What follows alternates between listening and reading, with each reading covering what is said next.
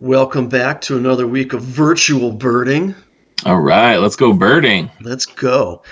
So we've got birds for you to look at. I'm not going to tell you what these are just yet. I want you to take a look at them. We've got some immature terns. We've got a tern next to it. Surely that's the same species as the immature, right? And then we have some birds that look kind of more like that immature tern than that adult tern, which I guess must be the same bird, right? Oh wait, maybe not. And then here's another bird.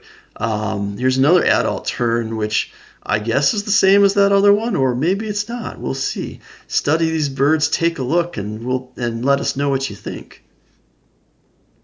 All right, so kind of going through some of the birds as we saw them, right? So these are two juvenile terns, and we look and we see a large ear patch on the side of the head. So it's kind of isolated. It doesn't really go around the back of the nape. It's just kind of on the side of the head.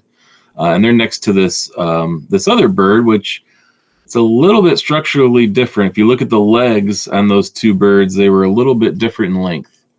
They were, but then you notice kind of these birds here, the Bonaparte's gulls, honestly look more similar to the Forsters Tern. Here's the juvenile Forsters Tern again.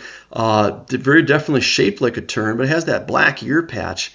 And then it kind of walks up to that juvenile Bonaparte's gull, colored very similarly, but the Bonaparte's is obviously a very different shaped bird, much bulkier. Here it's kind of pushing away a one-year-old bird.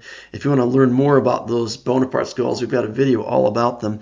And now we get to the other tern. We've got, as Josh mentioned at the outset, you want to look at the leg length. You want to look at the bill shape and color. There's some things that work well in the spring that don't work as well in the fall. If this was in the spring, the tail length is very helpful. Forsters Tern has a longer tail than Common Tern does. Here in this situation, it's molting, and so the Forsters on the right with that orangier bill, its tail does not extend past the wings the way it does in the spring.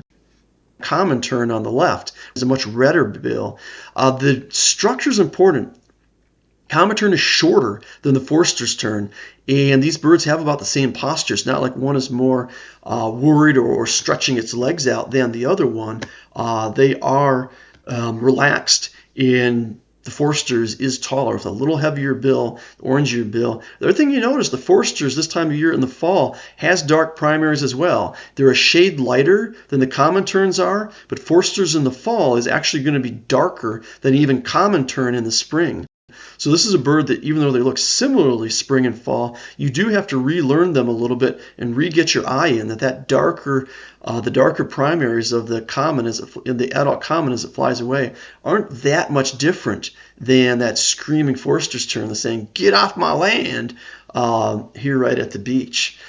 So I'd invite you to go back and re-watch this entire video, see if you can see these different characters we described. Absolutely. And then go outside and go to the beach and see if you can find them in real life. We'll see you next time. Like, comment, and subscribe for more content. Let's go.